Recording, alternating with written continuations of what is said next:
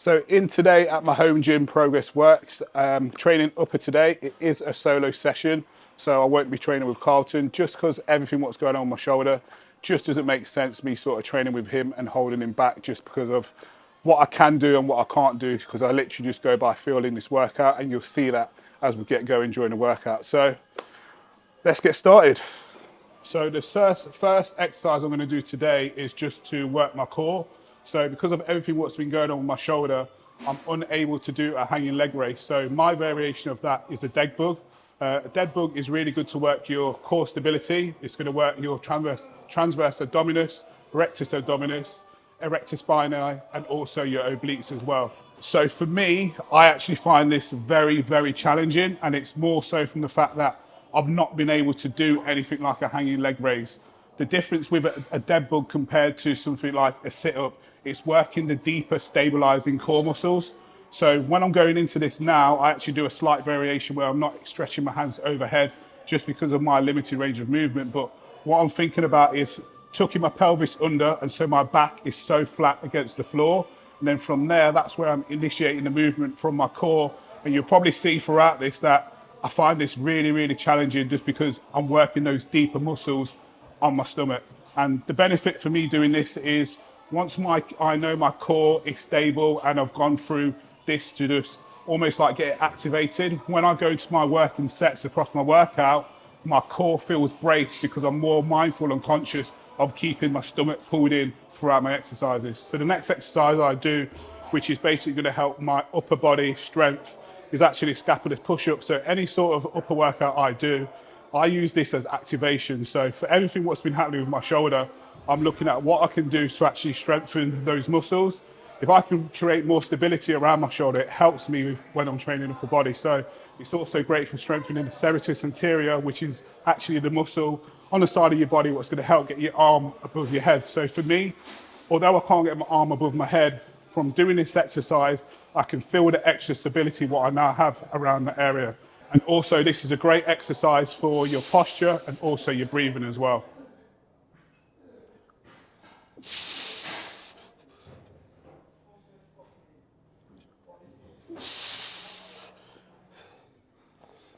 So you can see at the end how much I was shaking. That's how challenging I find this. But it's funny, when I look back a couple of months ago, I couldn't even hold my body weight in this position. So although my shoulder isn't what I want it to be, from me actually not staying inactive and being active, I've actually been able to progress and increase that strength around my shoulder.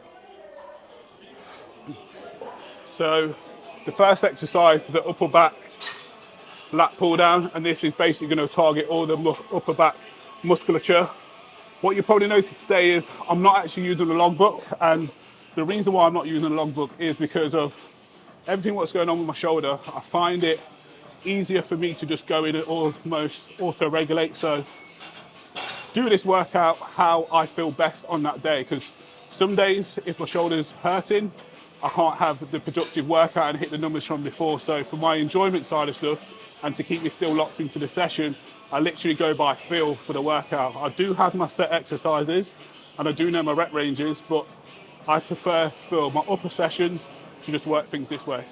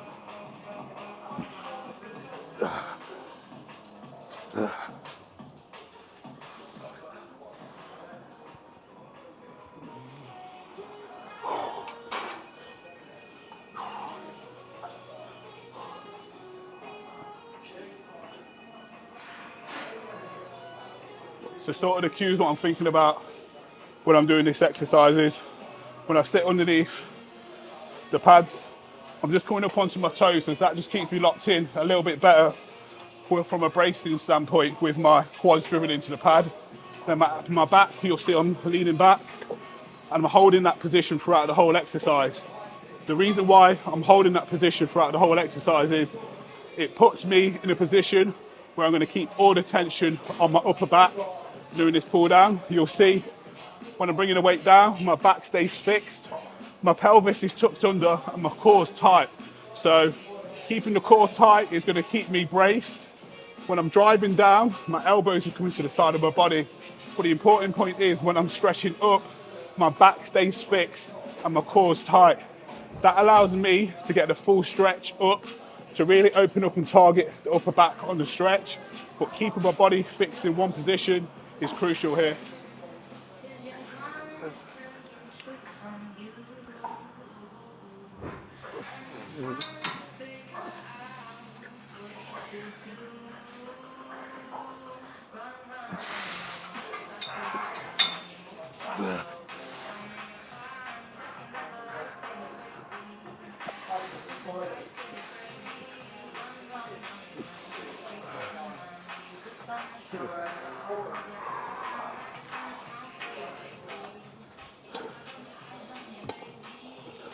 So you'll sort of see as this workout goes on that sometimes it might look like I can go for that extra rep, and potentially I could, but I also know sort of how my shoulder feels in this movement. So for me, doing this weight here, this felt fine, but I also know that if I push it too far, what I'm going to feel after the workout and a few days after isn't worth it. So it's sort of like the risk to reward, and for me, leaving it there is enough. So again, only 2 sets here for the first exercise.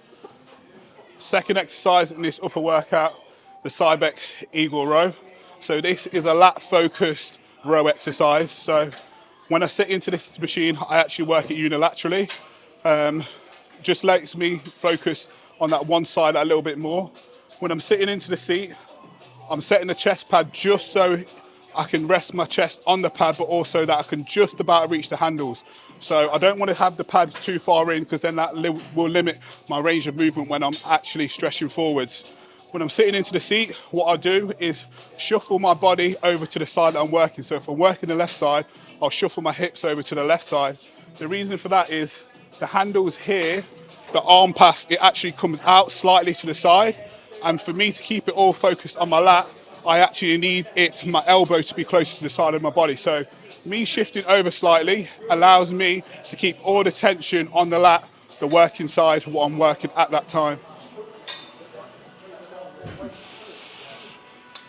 I could actually work both my arms at the same time, so working bilaterally. I choose to go unilaterally because of what's going on with my shoulder. So the benefit of working unilaterally is it allows me to focus one side at a time. My left side is the side what's not injured, so I can actually lift more weight in comparison to my right side. So what I'll always do, start off with the right side.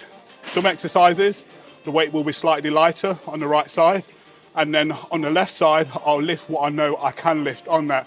The reason for that, there's something called cross-body education. So the strength gains, what I'm going to get from this side, helps me to maintain and actually improve strength on the opposite side. So if you're someone who's got an injury, it's always useful to still train the opposite side of the body. So for me, post-operation, I couldn't train the right side. I continue to train the left side because the transfer over to the other side is definitely going to help speed up the recovery process and actually keep your strength gains as well.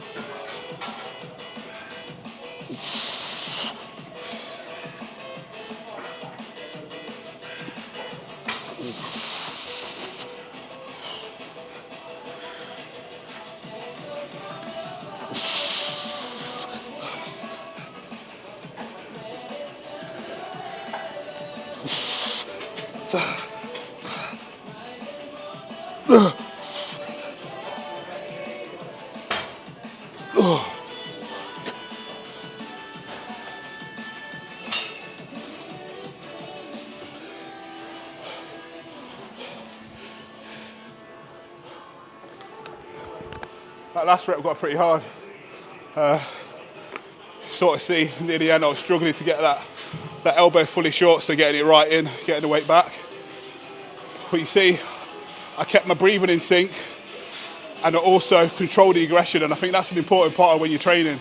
When the set gets harder, you want to try and keep your breathing in sync with how it was at the very start of your set. If you can do that, you'll likely be able to reach mechanical failure, which is taking yourself all the way to the failure point and keeping your breathing intact instead of actually rushing the rep and then throwing off your form and your technique. So how you start the set is really how you want to finish the set as well.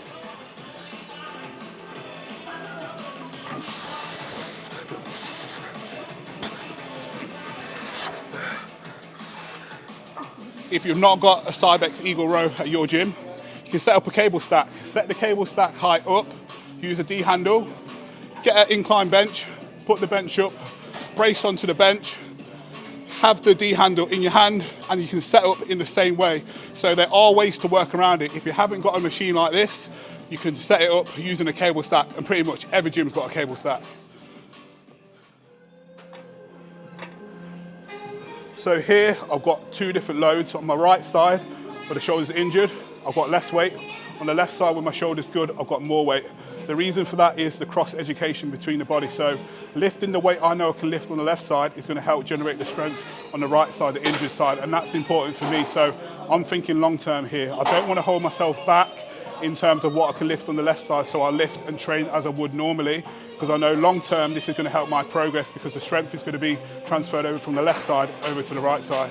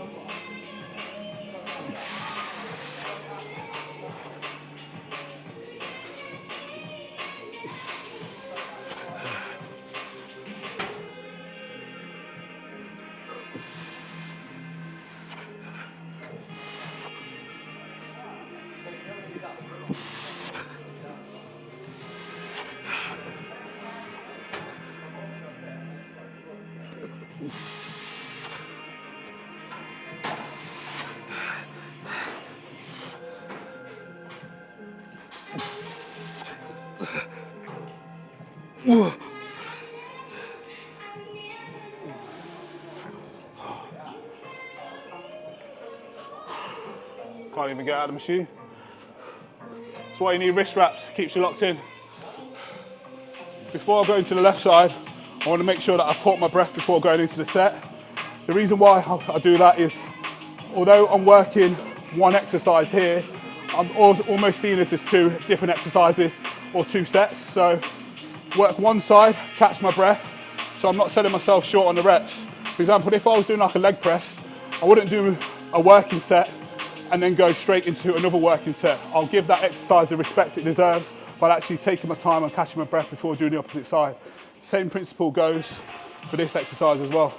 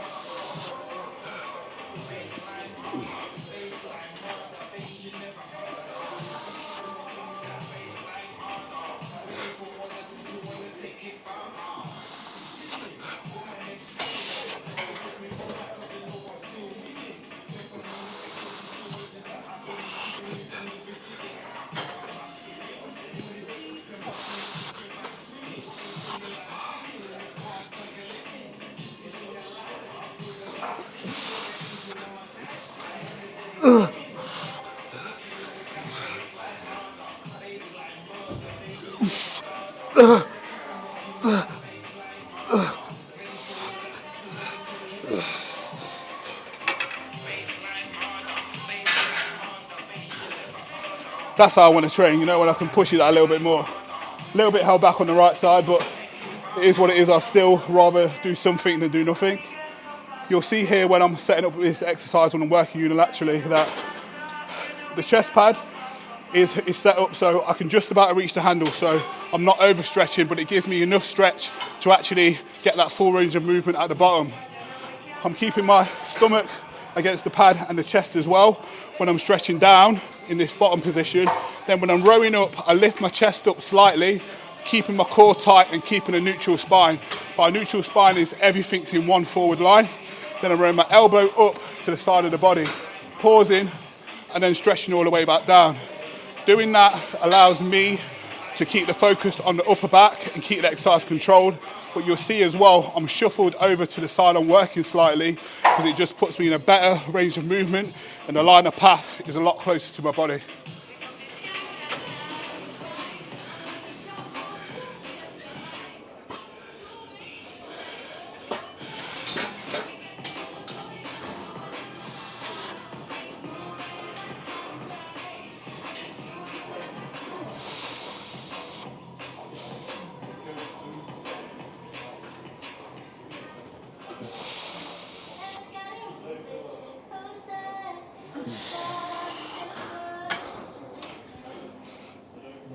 So what this is, my 4th exercise today.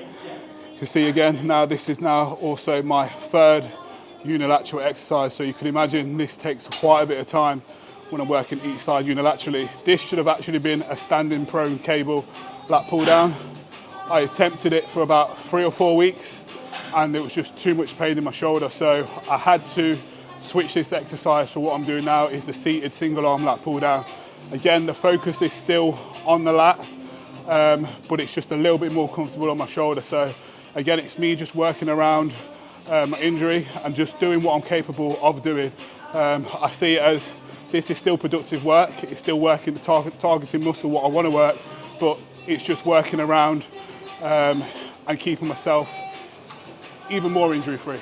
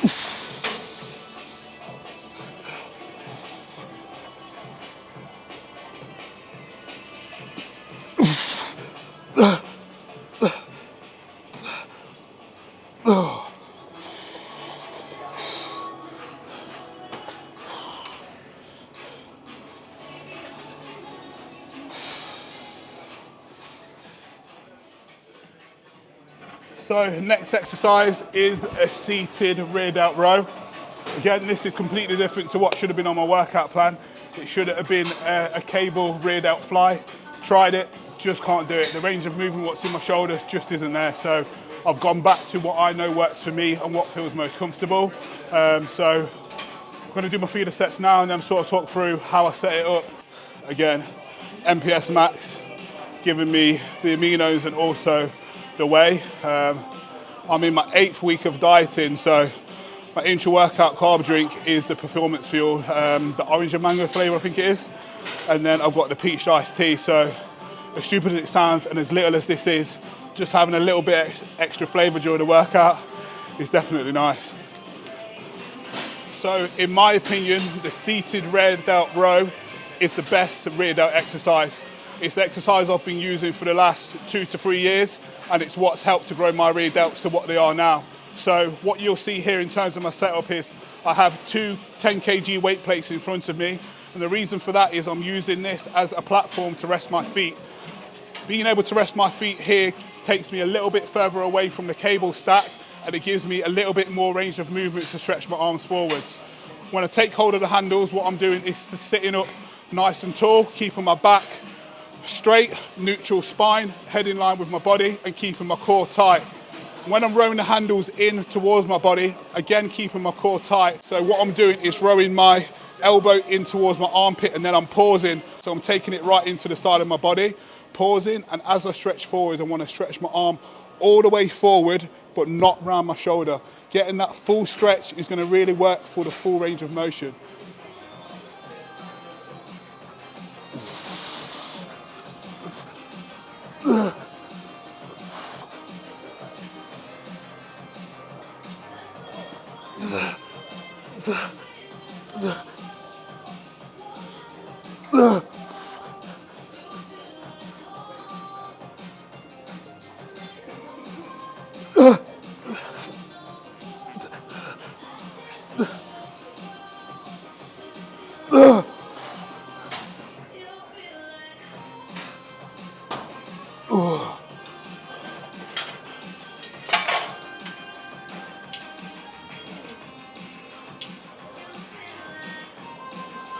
So I've literally got 3 sets here for rear delts, and 3 sets is what I've been doing for the longest time. And I kid you not, just doing this exercise alone, the growth I've seen from my rear delts has been the best I've probably seen across my training period, and that's just because how accurate I've been able to start getting this exercise, just following the cues what I spoke about earlier. It really, really does help. In this upper workout, you see so far I've done all of my back exercises, so the pull down and the rows, and then I finish with a rear delt exercise as well. Now I'm moving on to the only chest exercise that I have in my workout. And the reason why my upper workout is set how it is it's mainly a pull dominant workout, so I'm working my back, my rear delts, and then after this chest exercise I'll go on and work my biceps. But having that one chest exercise gives me that additional volume within my upper workout. So depending on what your training needs are and what you're trying to develop within your own physique will dictate how you set up your upper workout. But for me, this is how mine is set up for today.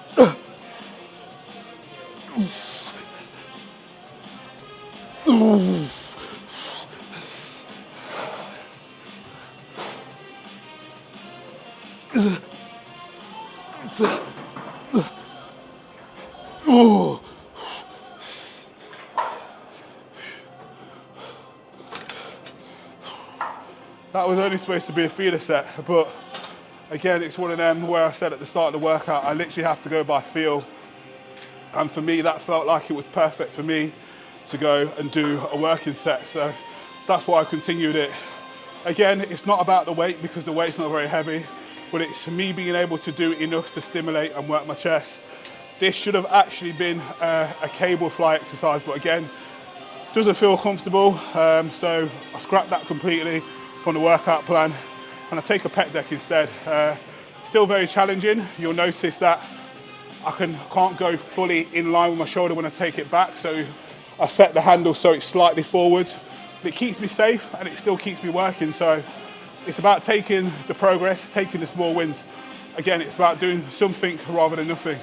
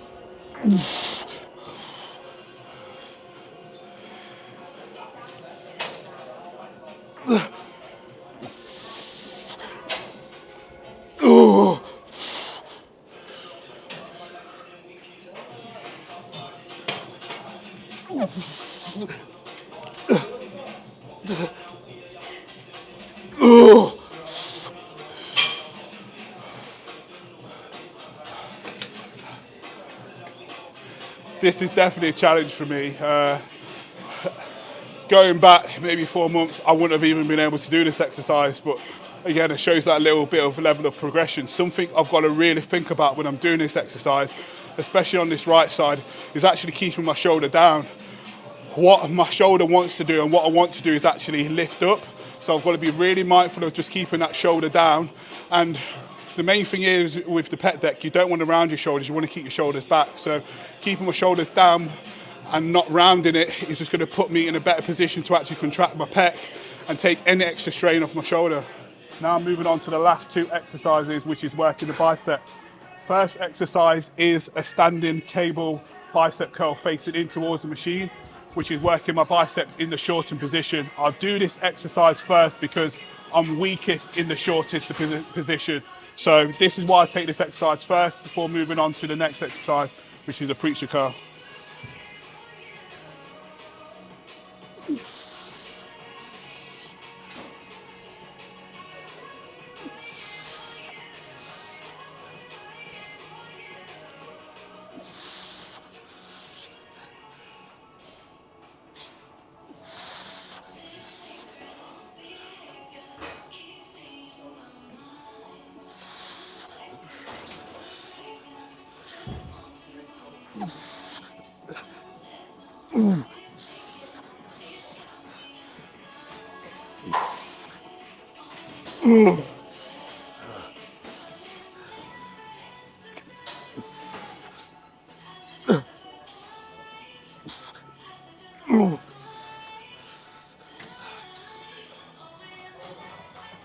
So again, another unilateral exercise of a workout.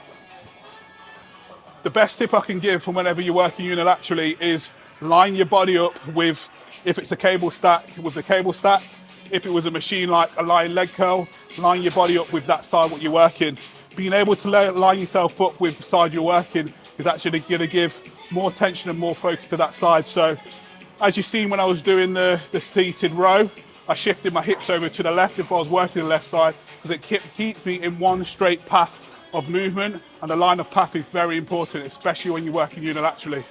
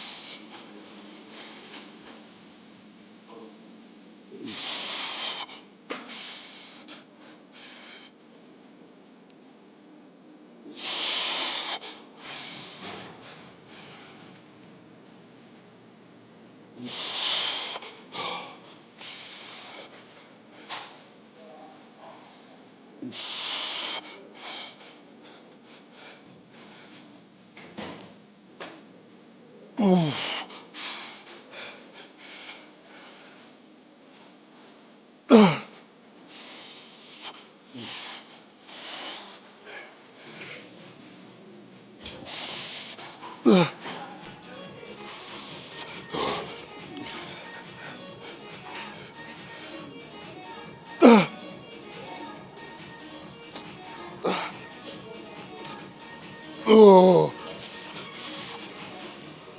Oh.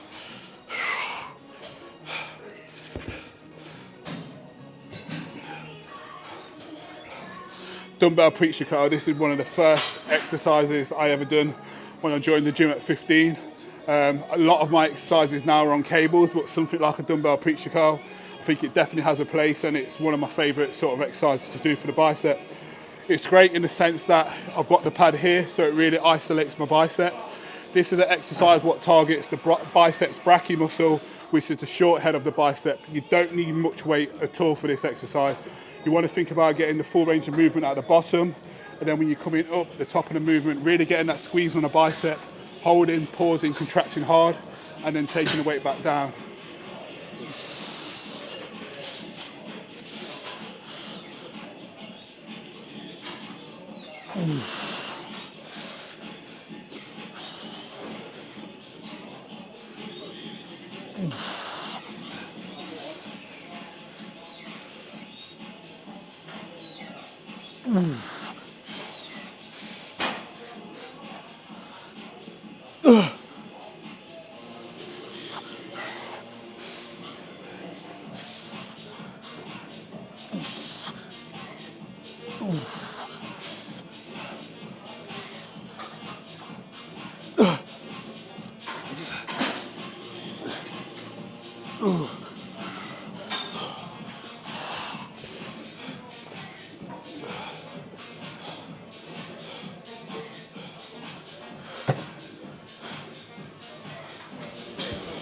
So that is my upper workout done.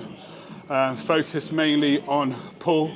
So focus on the back exercises, rear delts, one chest exercise, and also finished off with 2 bicep exercises. So as you can see throughout the workout, there was a lot of unilateral exercises. It does take longer in my session, but with everything what's going on with my shoulder, it allows me to still get some volume in my upper. And it also allows me to keep progressing my physique. So one of the things people say to me is like, how have you managed to maintain the size what you've maintained? And I'm not going to sugarcoat it or hide or lie about it or hide.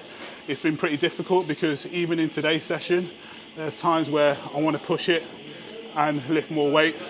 I want to train fully to failure where I know I can really take my sets there. But it's also me being mindful and sort of like reining myself in, knowing what my capabilities are in terms of training safely and effectively, because ultimately I still need an operation on my shoulder. So for me to just maintain this size now, it puts me in a better position. For me to still maintain the strength and function in my shoulder from doing exercises like the scapular push-up and my rehab work away from the workout, is going to set me up ultimately for my prehab pre-op. So after the op and my recovery, I'm in a much better position. And for me, it's about focusing on what I can do as opposed to what I can't do. For the longest time, and one of the reasons why I stopped doing this YouTube is because I didn't want to show how I'm actually training, because for me it was almost disheartening because I can't train the way I want to train, but this is my reality right now.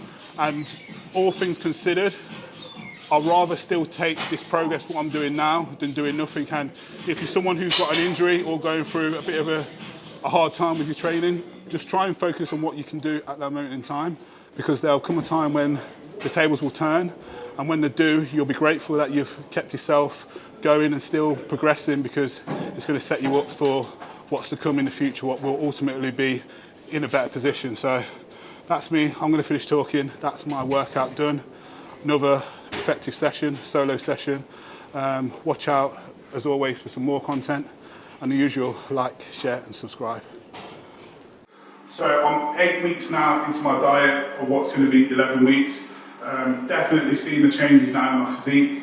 It's at that point now where I'm starting to feel that hunger, which is always a good point, because I got to that point in the off season where I actually got sick of food and I was fed up of it. So it's nice. It's also nice to see the foundation what's being built, and despite everything what's going on my shoulder, I can definitely see some progress with my legs. So it gives me an insight into what's possible in the future once I've got my shoulder operated on and fixed, and where I'm heading for in terms of direction and getting back to the stage and actually bring my best. So although it might seem like it's going to be still a bit of a process until I get back to the stage, everything I'm doing now is building me up for that time to get back on the stage in my best possible shape. So going through this cut phase now is important. Get the appetite back, just resensitize, improve my digestion, and then slowly push up the weight again.